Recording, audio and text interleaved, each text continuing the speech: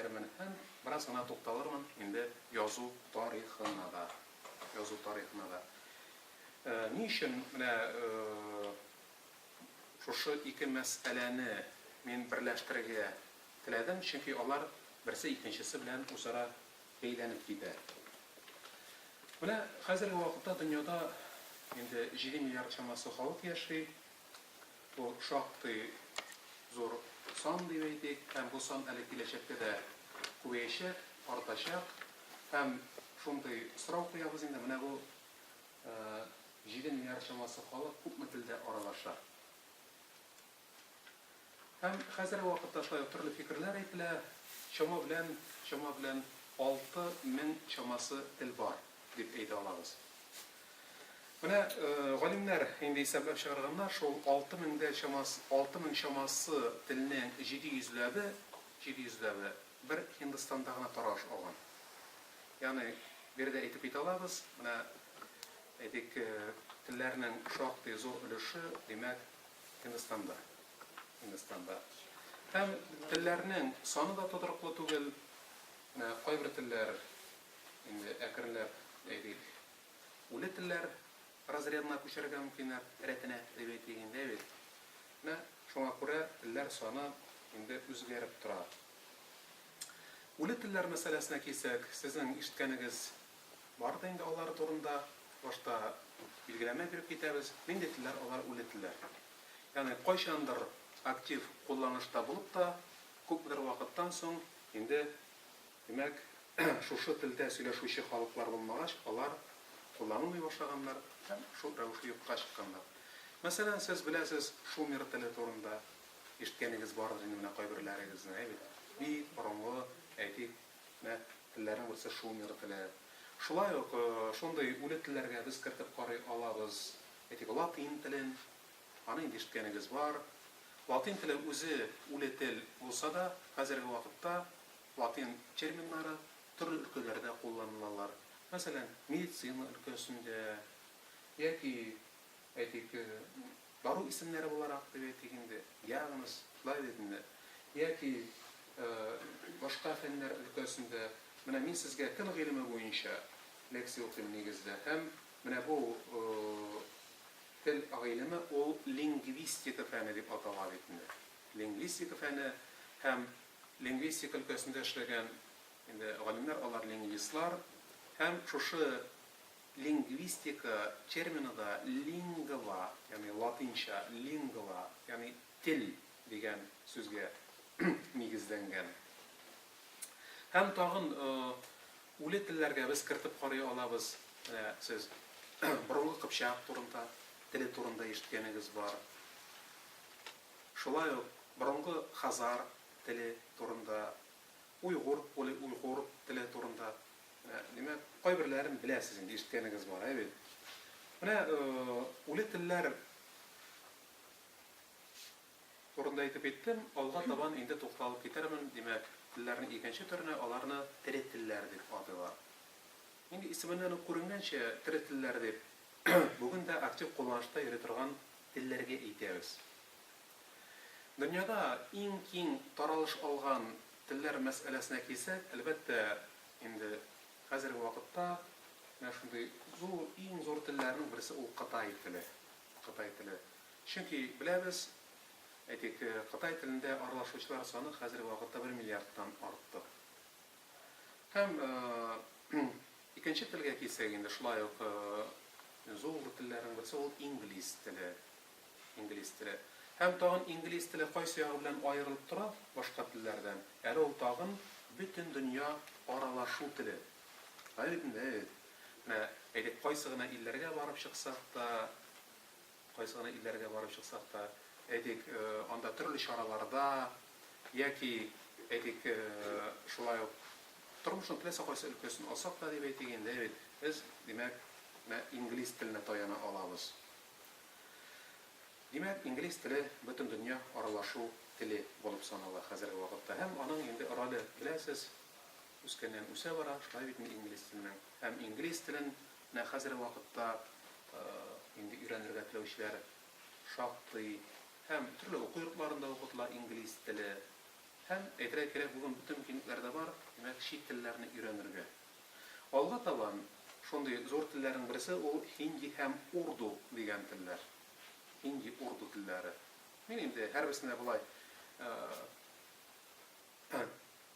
конкрет тукталып китмәм, булай әйтеп китәрмен нигездә. Әйтик, испан теле шулай ук шактый киң тараш алган телләрнең берсе. Һәм без беләбез, испан теле ул бер Испаниядә генә кулланылмый. Мәсәлән, Латин Америкасы илләрендә шулай ук латин теле шактый киң тараш алган. Һәм кайбер дәүләтләрдә ул дәүләт теле буларак та санала. Бу әлбәттә инде менә шушы Колумб Американы ачканнан соң 1492 елда менә колонияләр яулап алу башлана бит инде. Менә шушы чорларга карый инде. Димәк, әкренләп менә шушы рәвешле әйтик, Европа телләре менә шушы яңа җирләрдә дә таралыш ала башлаганнар. Һәм рус теле менә шулай безнең рус теле дә дөньяда иң киң таралыш алган телләрнең берсе санала. Һәм рус теленә килгәндә, менә әйтик, инглиз теле ул дөнья күләмендә аралашу теле булса, инде безнең илебездә, димәк, Россиядә ул, димәк, менә шушы рольне башкара. Чөнки без беләбез, Россиядә бик күп санлы милләтләр яши. Милләтләр саны буенча без шулай дөньядагы беренче урыннарда торабыз. Һәм инде менә төрле милләт вәкилләренә аралашу өчен рус теле ул бик кулай, уңайлы. Мәктәпләрдә укытыла, балалар бакчасында, мәктәпләрдә дип әйтик инде, менә шуңа күрә, димәк, ул шушы функцияны үти дә. Алга табан бенгаль теле, бенгаль дигән шушындай әйтик тел бар. Индонезия теле, Индонезия. Шулай ук дөньядагы әйтик шактый гына мөселманнар яши торган дәүләтләрнең берсе ул Индонезия бит инде. Менә димәк, аның Индонезия теле дә киң тараш алган икән. Һәм сез менә мәдрәсәдә өйрәнә торган гарәп теле дә менә шушындай әйтик дөньяда иң киң таралыш алган телләрнең берсе санала. Ул бик күп илләрдә таралыш алган. Мәсәлән, сез инде беләсез, әйтик, Сауд Гарәбистанында, Гарәп әмирлекләрендә, яки әйтик, Суданда, Мароккода, Алжирда, шулай бит, инде Гыйракта. Оннан Португал теле, һәм Португал теле шулай ук испан теле белән берлектә дип әйтик инде, менә шушы әйтик, шактый киң тараш алган колонияләр, киң тараш ала башлаган колонияләр яулап алу чорында дип әйтик инде. Яңа җирләр ачу, әйтик, колонияләр үзләштерү, менә сәүдә эшләрен әйтик җайга салып җибәрү, менә шушы чорда, димәк, иң киң тараш алган телләрнең берсе була ул. Һәм чираттагы тел япон теле. Шулай ук инде япон теленә килсәк, сез Япониянең кайда урнашканын беләсез, шулай бит. Менә инде хәзерге вакытта шулай ук шактый зур үсеш алып бара. Һәм әйтергә кирәк, дөньядагы иң катлаулы телләрнең берсе инде. Һәм немец теле. Оннан бирегә без кертеп карый алабыз, француз телен. Менә шулай итеп, дөньяда иң киң тараш алган әйтик телләрдән, мин сезгә 12 телне инде санап киттем. Шулай ук дөньяда киң тараш алган телләр белән бергә инде чагыштырмача аз кулланыла, ягъни аз халыклар сөйләшә торган телләр дә бар. Менә мин безгә якынрак булган, мәгълүм булган менә шушындый берничә телне атап китермен. Мәсәлән, абазин теле. Булар инде нигездә нинди телләр? Әйтик, Кавказ телләре, яки әйтик, Сибир халыкларының телләре, менә шуларны. Мәсәлән, агуль теле, шундый тел бар. Кайсында әйтик, анда 8000, кайсында 20000, кайсында 7000, менә шулай әйтик, халык сөйләшә. Рутуль теле, цахур теле, мәсәлән, саам теле, ига белән язабыз инде. Селкуп теле, юкагир теле. Менә кайчандыр юкагир телендә 800 кеше сөйләшкән. Менә кабатлап әйтәм, димәк, телләрнең саны тотрыклы түгел. Кайбер телләрнең, менә әйтик, кайбер телләрдә әйтик, әйткәнемчә, сөйләшүчеләр саны кими бара, кайбер телләрдә киресенчә Mesela İngiliz tilini alıp karasa, yoki Xitay tilini alıp karasa, ular endi artkandan arta bara. Hem tillerini türkümlöw digen eýber bar till ilminde. Bu bik awur, şitirikli iş dip eýtiginde tillerini türkümlöw. Hem gadatda mana min eýtip gine kitem, bu sizin için artık fenni de bolar. Demek iki türü gadatda onun eýtile. Birinci türü o genealogik klassifikasiýa dip atala. Genealogik klassifikasiýa, yani bu klassifikasiýa indi şuşu tiller arasındaky material oşaşlykka, yani material yakınlıkka nigizlenär. Gen anlaşıla indi. Hem ikincisi bu struktur tipologik, yani oxşaşlyk boyunça iş ite turgan klassifikasiýa. Яки biz ana indi struktur tipologik klassifikasiýa dip aty alabız. Mene bu aytik, ýagerde genealogik klassifikasiýany alsak indi, bu indi aytik öz içinde aileler aytik türlü türkümlerge bölüneler. Hem demek mene şuşu işkenlik bilen dip eýtiginde şogullanýy mahsus alimler de var. Mene sizin şular işitkeniz bardır, Ural Altay gomiligi turunda. Ural Altay gomiligi bu indi şuşu aytik zor bir gomilik, o öz işine şulay bisselerçe indi tillerini birleştire. Yakınça bizim era kadar 10-nji ýyllyka kadar şu şurlara qary ol. Hem indi äkrenläp ol bölünip gitken iki tarmakka Ural nigiz tiline hem Altay nigiz tiline. Mene bizning aytik tatar tili, türki til bitinde, türki til sanala. Türki tiller alar bu şiratında kirerler Türki-Mongol tillerine. Mene indi türki tillerge kelgende biz anda şaktygyna tillerini kirtip qary alabız. Mesela tatar tili, tınlap gana kitigiz gaýbirlerini, evet, bilesiz esalarını, belki gaýbirlerini eli işitkenigiz de ýokdur. Mesela Başkurt tili, Qarayım tili, Qaraşay Balqar, Qumaq tili, Qırım tatarları tili, Nuğay, Qazaq tili, Qaraqalpak, Orta Aziýaklaryna tabarsaň, evet, Uygur tili, Şuwaş tilde türki til, Türk tili, Azerbaycan, Urum digen şuşunday til bar, Gagauz, Moldaviya territoriýasynda, şuşunday, Tuva, Tafalar, Yakut, Hakaz, Şor, Altay, Salar, Qırgız, Qarayım. Mene bu demek Qarayım indi aýtyp bitken, mene demek şuşunday tillerini biz Türki, Mongol demek tillerinin Türki demek tarmağına, Türki tiller tarmağına kiritip qarybyz. Hem şuşu ülkede işlewçi galimlerini indi türkologlar dip atylar, türkolog, yani Türki logos ürenüşi digen anlatan. Türk bu türkologiya digen fen, o Türki tillerini ürenip kalmay, elbette ol köpke kеңrek. Demek bir wagtda mesela olar ürenler şuşu Türki halklaryň tillerin, tarihlарын, edebiyatlaryň, urf-gadetlaryň, mene şonday zor bir indi fen bolar bu türkologiya feni. Hem türkologiya ülkesinde yaşayan galimler aýtyp etdim, türkologlar dip atylar. Olar turunda şakty köp süýlerge mümkin bolar idim.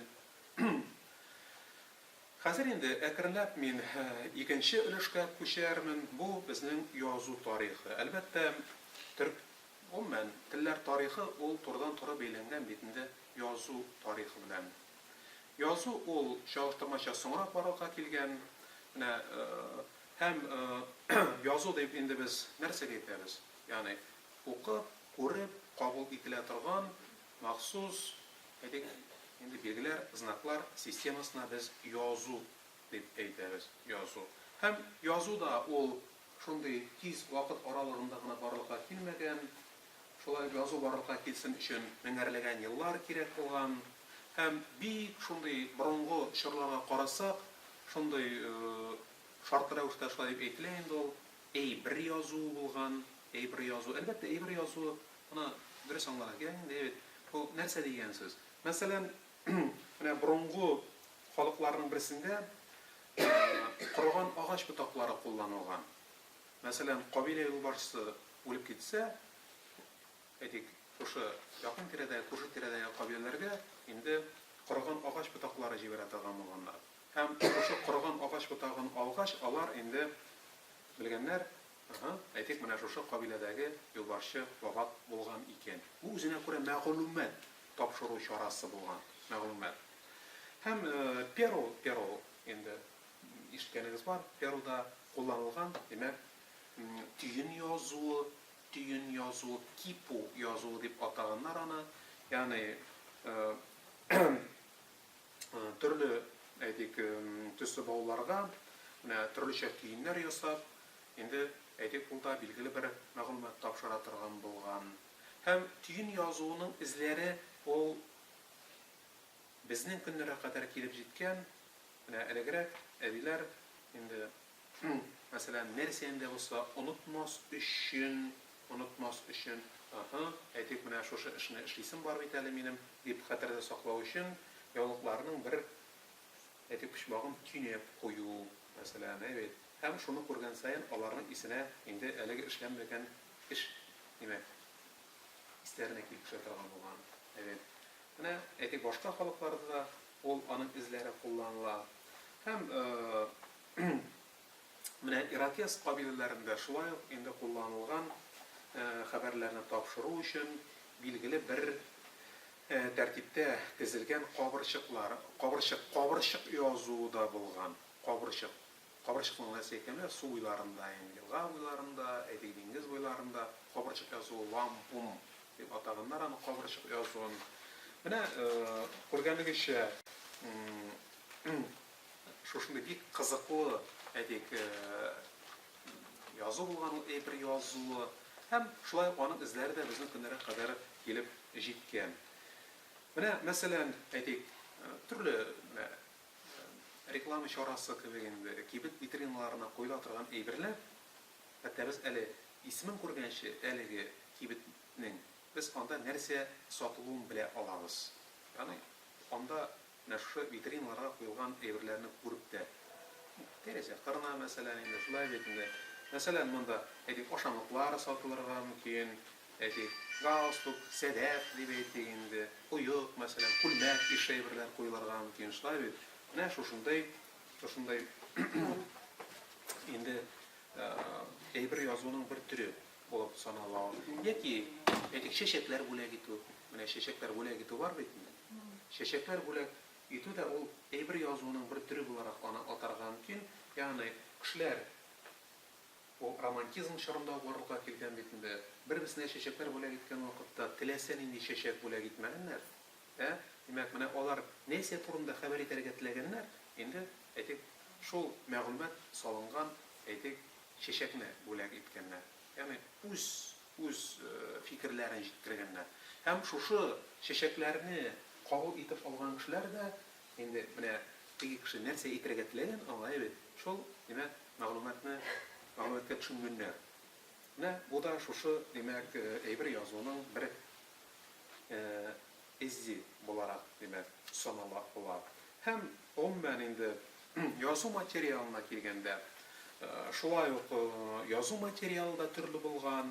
Мәсәлән, борынгы фарслар, шумерлар, таш һәм балчык таблицаларга эшләнгән. Менә шушындай бит. Греклар, римлылар балавызлы такталарга, мисырлылар папируска, шулай ишетеп беләсез, папируска язганнар. Славяннар, мәсәлән, тузга, менә шуннан инде сакланып калган, тузга язмаганны сөйләмә.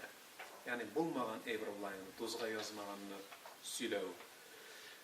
Кайбер халыкларда, мәсәлән, пергаментка язу булган, һәм менә шушы иң камил язу материал дип әйтеп була инде кәгазьне, кәгазь шактый инде соңра, әйтик, Кытайда 2000 еллар элек димәк барлыкка килгән һәм Европада ул безнең эраның 7нче гасырларында мәгълүм булган. Инде язуның үсеш этапларына килгәндә, аны 3 этапка бүлеп карарга мөмкин булыр иде. 3 этапка, ягъни үсешен язуның дип әйтелгәндә. Беренчесе аның аталган пиктографик язу дип, пиктографик пиктус, ягъни рәсем дигән мәгънәне аңлата. Графо язу булай инде. Ягъни башкача әйткәндә, рәсемнәр ярдәмендә язу. Рәсемнәр ярдәмендә язу. Ягъни бу вакытта теге яки бу төшенчәләр, димәк, хәбәрләр инде рәсемнәр ярдәмендә хәбәр ителгән. Һәм менә бу язуның төп үзенчәлеге ул фикерне аерым төшенчәләргә бүлмәгән, тулы килеш биргән. Менә төрле мәгәрәләрдә сакланып калган, борынгы кешеләр тарафыннан ясалган рәсемнәр бар бит, әйме? Менә аларында күпмедер дәрәҗәдә инде ибр язуы дип санарга мөмкиндер. Ягъни алар безгә борынгылар турында билгеле бер мәгълүмат, информация алып киләләр. Һәм менә рәссамнар, менә танылган рәссамнар төрле әйтик картиналар иҗат итәләр бит инде, әйбит. Картиналар иҗат иткән вакытта бу картиналарны рәссам картина ясый димиләр, нәрсә диләр инде? Яза. Димәк, рәссам әлеге картинаны язды, язган. Таркала башлый. Әйтик, һәр төшенчә һәм конкрет предмет әйтик бер билге белән белдерелә дип әйтик.